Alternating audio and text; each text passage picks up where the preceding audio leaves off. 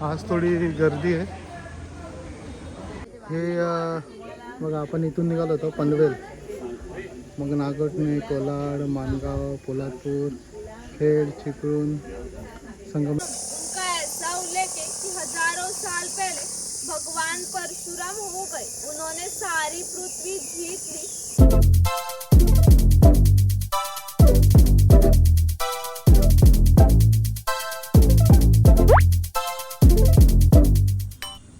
नमस्कार मित्रांनो, तुमचे स्वागत आहे माझ्या चॅनलवर. आज कोकणचा तिसरा दिवस, कोकणातला तिसरा दिवस आहे आणि आजही आपण खूप सारे लोकेशन्स कवर करणार आहोत. त्यापैकी सुरुवात आपण गणपतीपुळे मंदिरापासून करणार आहोत. मस्त सूर्योदय झाला आहे समोर. सकाळचे 6:40 झालेत. इथे मस्त मागे सूर्योदय होतो. आपण आता थोड्याच वेळात गणपतीपुळेला निघू आणि त्यानंतर जवळपासचे पण लोकेशन्स आहेत ते कवर करू. सुप्रभात मित्रांनो, आता आपण निघालो आहे गणपतीपुळेला. सकाळचे 7 वाजलेत. इथून गणपतीपुळे जवळपास 30 किलोमीटर आहे. 1 तास जवळपास लागेल आपल्याला. आज आपण खूप सारे लोकेशन मोस्टली कवर करणार आहोत. म्हणजे आसपास रत्नागिरीमध्ये खूप काही लोकेशन्स आहेत, ते आज आपण कवर करूया.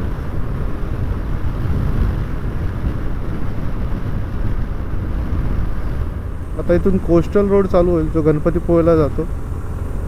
समोराच्या बाजूबाजूच्या वाटा आहेत आणि खाली आरेवारे बीच.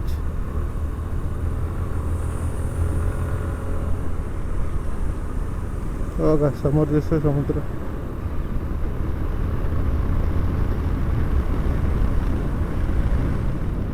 काय सुंदर व्ह्यू आहे बघा.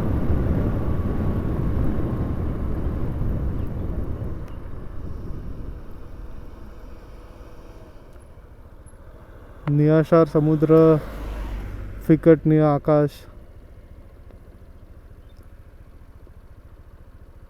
आणि हा कोकणचा रस्ता.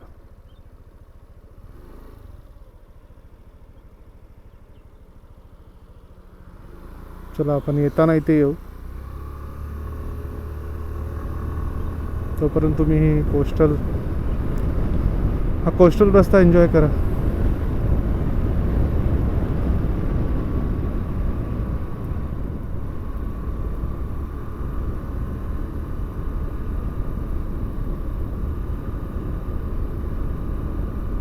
हा पूर्ण रोड असाच आहे, समुद्राला लागूनच आहे.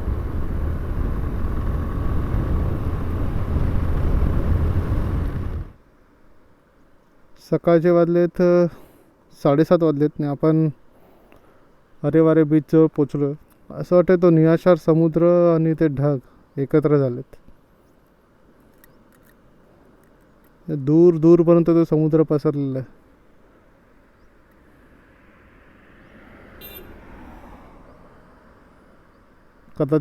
कदाचित या मासेमारीच्या बोटी आहेत.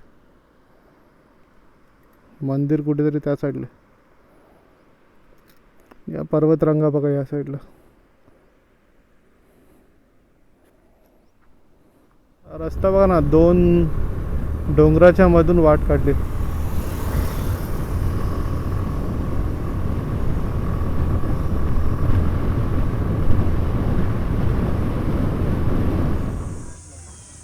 आम्ही आता गणपतीपुळे मंदिराच्या जवळ पोचलो आहोत. आता गणपतीचं दर्शन घेऊया. बरा वेळ स्कूटी होती, थोडीफार जागा लागली तिकडे पार्क करून टाकली.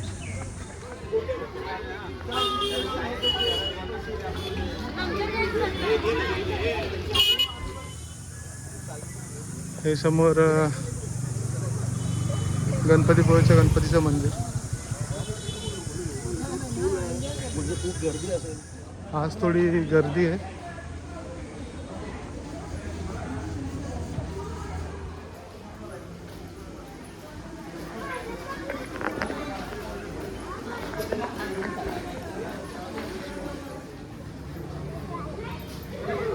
गणपती बाप्पा.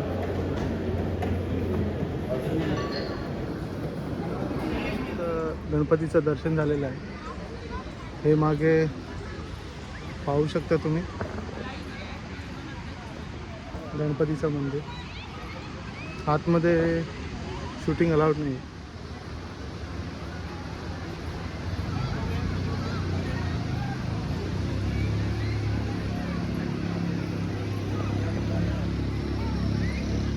आपलं गणपतीचं दर्शन झालेलं आहे. इथे भक्तनिवाससुद्धा आहे. त्या भक्तनिवासची डिटेल मी या व्हिडिओमध्ये टाकीन. आता आम्ही जाणार आहोत नाश्ता करायला. इथे जवळपास एखादी जागा बघतो आणि तिकडे नाश्ता करू.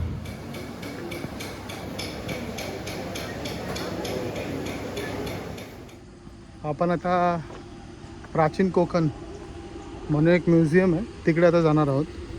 हे एक कोकणातली जे जुन्या पद्धतीची कोकणातली संस्कृती आहे त्याचं वर्णन इथे केलेलं आहे. आणि ते मूर्ती रूपांमध्ये तुम्हाला इथे दिसेल.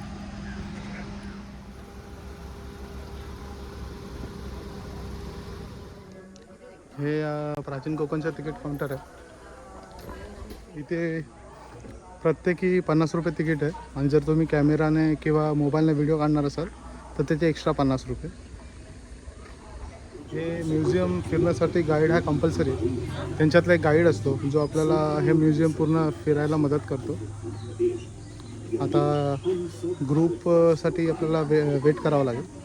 आय थिंक 20 जणांचा ग्रुप असतो. त्या ग्रुपसाठी एक गाईड दिलेला असतो आणि तो कंपल्सरी. तर त्यासाठी आपण थांबणार आहोत. हे दिसतंय ना, हे रतांब्याचं झाड आहे जिच्यापासून कोकम बनवलं जातं. हे बघा, आपण इथून निघालो होतो पनवेल, मग नागोठणे, कोलाड, माणगाव, पोलादपूर, खेड, चिपळूण, संगमेश्वर, वरती कोपऱ्यात देवरुख आहे, पाली, लांजा, राजापूर, खारेपाटण, हे पूर्ण कोकणपट्टा आहे.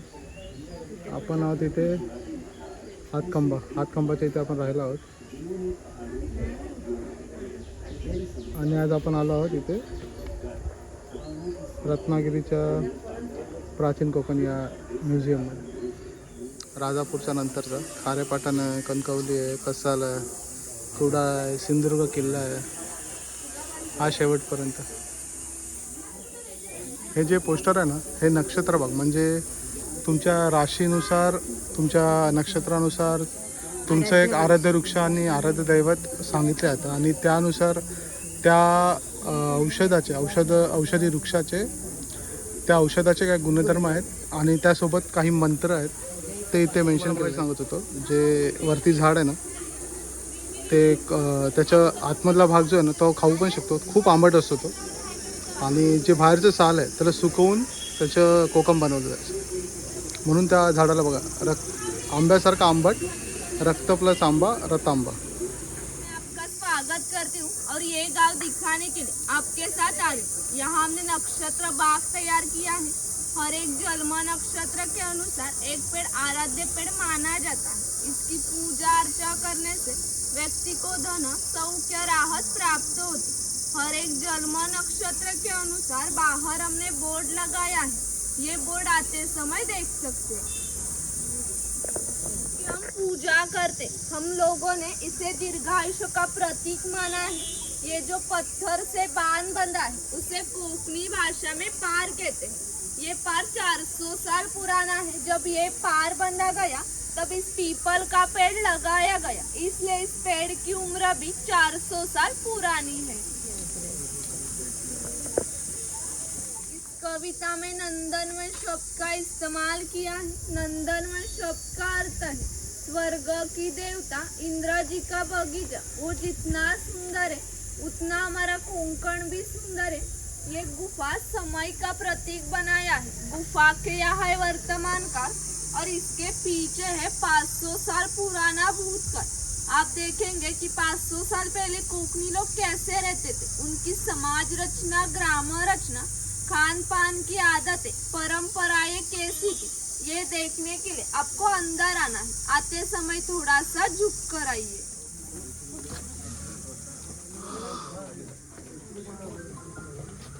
में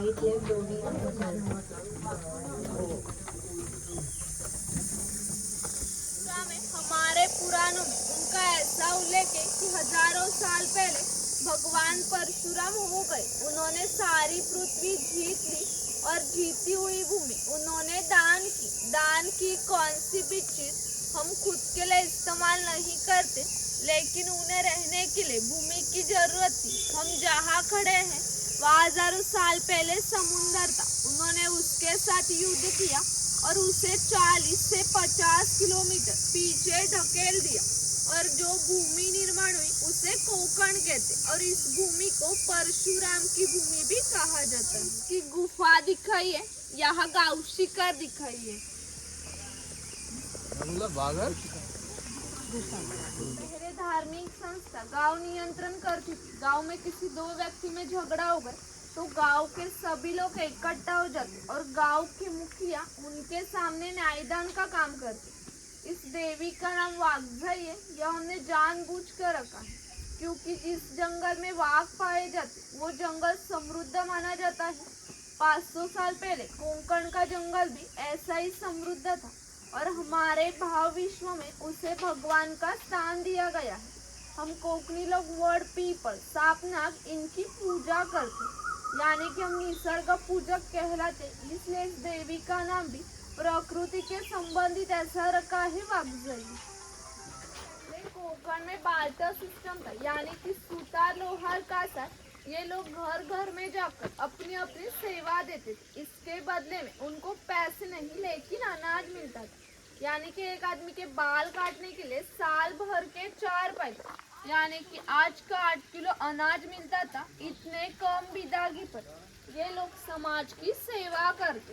इस नाई के बारे में हमारे लोक साहित्य में एक मजे का वर्णन किया है कि गांव की हर एक खबर इस नाई को पता चलती और नाई को पता चली हुई खबर पूरे गांव को पता चलती। जैसे आप आए ये खबर इस नाई को पता चली, उसी तरह पूरे गांव को पता चली। हमारा गांव आपके स्वागत के लिए उत्सुक है। रिवाज के अनुसार पहले मुखिया के घर जाएंगे, बाद में पूरा गांव देखेंगे।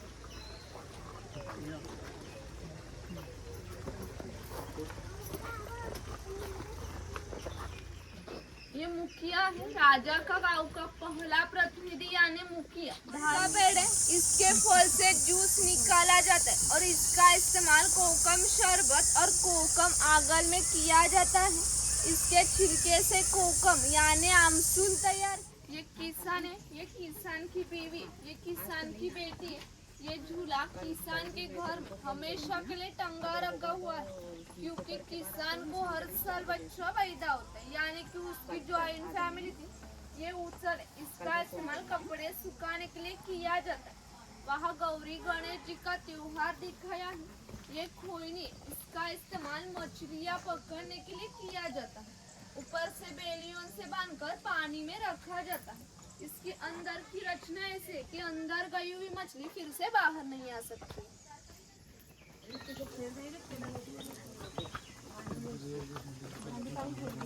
मिट्टी से सभी चीजें बनाने का काम ये कुम्हार करता था। गणेश जी के त्योहार पर गणेश जी की मूर्तियां बनाना, दिवाली में दिए बनाने का काम ये कुम्हार करता था। ये जो सफेद रंग वाला मटका, ये माड़ी निकालने वाला मटका है। कोकण में नारियल के पेड़ बहुत होते, उसे नारियल आने से पहले एक पोय आती, उस पोय को आधा काटा जाता है। उस पोय को गुड़हन के पत्थर रगड़ कर लगाए जाते। उस पोय में से माड़ी खींच लेती और गुनगुनाने वाली माड़ी एक मटके में इकट्ठा की जाती। काल के अनुसार 12 बलूतेदार के व्यवसाय नष्ट हो गए, लेकिन माड़ी निकालने का व्यवसाय अभी भी चल रहा है। ये बनिया है चौल राजापुर दाबी। इन कोकण के पोर्ट को 5000 सालों का इतिहास है। इस बंदरों में से निर्यात होने वाली चीजों में हस्तिदंती चीजें, हस्तकौशल्य की चीजें, हीरे माणिक, शंख शिंपी इत्यादि चीजों की निर्यात ये बनिया करते थे। इसके बदले में भारत में सोना आता था, यानी हमारे देश ने जो सुवर्ण युग का अनुभव लिया, इसका प्रवेश द्वार ये कोकण के पोर्ट है। यहाँ सफेरा दिखाया है। इसे बनाने का काम ये सुतार करता था। ये सुतार सावंतवाड़ी का सावंतवाड़ी की लकड़ी की खिलौने संसार में बहुत जगह प्रसिद्ध है। उन्होंने बनाई सुंदर चीजें आप हमारे ऊपर बिक्री केंद्र में देख सकते हैं। यहाँ दरवेशी दिखाया है भालू का खेल करने वाला।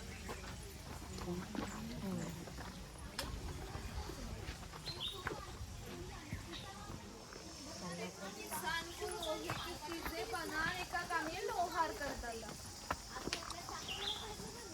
आड़ी लकड़ी से ऐसी तरह बंधी जाती तो सीधी तरह लाट खड़ी हो जाती। जहाँ कोलू को बैल बंधा जाता है आड़ी लकड़ी पर पत्थर रखकर तेली कूद बैठता है। ये सब वजन बैल गोल घुमाने के बाद लाट पर पड़ता और लाट का वजन नारियल पर पड़ता। इससे नारियल पीसकर तेल निकाला जाता है। यानी कि इस तेली को इतना सा तेल निकालने के लिए 1 से 1.5 घंटा लगता है। इसे बनाने का काम ये बुरुज करता था। ये सूखे फूलों की टोकरी ये रोली इसका इस्तेमाल धार्मिक कार्य में किया जाता है। हमारे यहाँ जब शुभ कार्य होता है तो घर की कुंवारी लड़की इस रोली में दिया रखकर खड़ी हो जाती है। शुभ कार्य होने से पहले ये दिया बुझ गया तो अशुभ माना जाता है। आज किसी की भी शादी बम्बई में हो तो बम्बई में सब चीजें मिलती लेकिन ये रोली नहीं मिलती। ये मोदक पात्र यानी कि पहले का कोटिंग देते नीचे पानी रखा जाता है और ढक्कन लगाकर ये मोदक पात्र चूल्हे पर रखा जाता है। इससे अंदर के मोदक स्टीम होते। ये पूरण यंत्र है। यहाँ दाल डाली जाती और ये 2 रॉड गोल घुमाने के बाद पूरण नीचे गिरता और इसकी मीठी रोटी तैयार की जाती। ये टिफिन बॉक्स में नीचे खाने के 3 डिब्बे बाजू में 2 चम्मच ऊपर पानी रखने के लिए लोटा है। ये चाय की कितली है। यहाँ लकड़ी के चम्मच दिखाएंगे।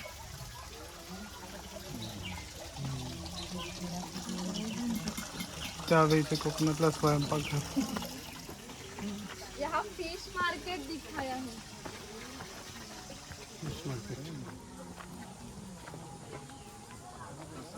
यहाँ चूड़ी वाला दिखाया है।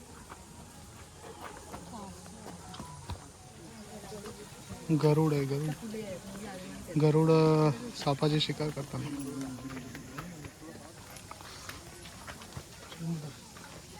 यहाँ चर्मकार दिखाया है हाल की चीजें बनाने वाला। हे मार्लेश्वर मंदिराची प्रतिकृती आहे.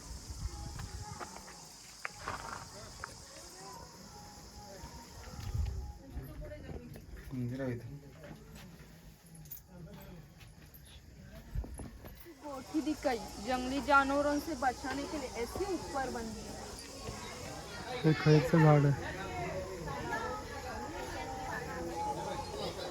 यहाँ कत्तावटी दिखाई है वो मचान है। इस पर जाने वाले तो 3 लोग भूखे निकल कर जा सकते हैं। वहाँ मास्क पहनकर फोटो निकालना तो निकाल सकते। आगे हमारा शॉपिंग करना तो कर सकते। बाहर से लास्ट पॉइंट समुद्र दर्शन किल्ल्याची प्रगती केलेली आहे। जयगड किल्ला इथून 20 किलोमीटर अंतरावर आहे।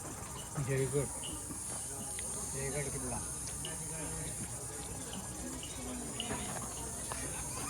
ही जयगड किल्ल्याची प्रतिकृती आहे.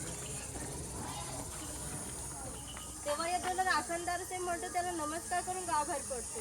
कारण आमची श्रद्धा आहे की हा देव आमच्या पाठीशी ठामपणे उभा असतो. म्हणून आम्ही जगात वावरतो आणि आत्मविश्वासाने वावरतो यशस्वी होतो. तुम्ही श्रद्धाळू असता तर जरूर नमस्कार करू शकता. तुमच्या पुढे मग सुखाचा व आनंदाचा जाईल. कोकणामध्ये प्रत्येक गावात राखणदार अशी परंपरा आहे.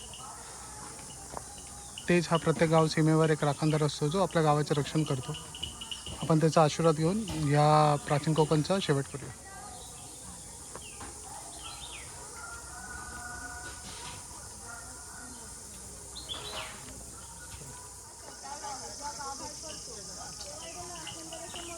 इथे शंख शिंपल्यांबद्दल माहिती दिलेली आहे. विविध प्रकारचे शंख इथे दाखवलेले आहेत. कोकणाला भला मोठा समुद्रकिनारा लाभलेला आहे. त्यामुळे अनेक शंख शिंपले त्या समुद्रामध्ये मिळतात. त्याचं हे सगळी ते पूजेला वापरले जातात ते शंख आहेत. बोलली सर ते मागे जे दुकान आहे तिकडे विविध प्रकारचे शंख होते. आपल्या कोकणामध्ये समुद्रामध्ये मिळणाऱ्या विविध रंगाचे शंख शिंपले होते. त्यामध्ये तिकडे व्हिडिओ शूटिंगला अलाउड नाही आहे. पण मोठ्यात मोठे 18 ते 20 इंचीचे शंख किंवा वाजणारे शंख, श्रीकृष्णाने जो श्रीकृष्णाच्या हातात जो शंख होता तशा प्रकारचा शंख, असे अनेक प्रकारचे शंख तिकडे उपलब्ध होते. सोवेनियर्स जे असतात ते सुद्धा तिकडे तुम्हाला मिळतील. तुम्ही प्राचीन कोकणला एकदा आलात तर ह्या शॉपला नक्की व्हिजिट करा. मित्रांनो, झालं असं होतं की आमचा जो 20 जणांचा ग्रुप होता त्यामध्ये जास्तीत जास्त लोक नॉन मराठी होते. त्यामुळे आम्हाला जो गाईड, जी ताई गाईड होती तिने जी माहिती दिली ती हिंदीमध्ये दिली आणि जो सेकंड गाईड होता त्यांनी थोडंफार मराठीमध्ये इन्फॉर्मेशन दिली. तुम्हाला प्राचीन कोकणचा ब्लॉग कसा वाटला नक्की कमेंट करून सांगा. व्हिडिओला लाईक, शेअर आणि कमेंट करा आणि चॅनलवर नवीन असाल तर चॅनलला नक्की सबस्क्राईब करा. आपण आता बाकीचे कोकणच्या दरम्यानचे म्हणजे रत्नागिरीच्या जवळपासचे काही लोकेशन कवर करू. मी प्राचीन कोकणचा ब्लॉग हा वेगळाच ठेवणार आहे कारण त्याची जी व्हिडिओची साईज आहे ती जास्त होईल कारण जवळपास आम्हाला फिरायला 1 तास लागला आहे. सो तो मी ब्लॉग वेगळाच ठेवू.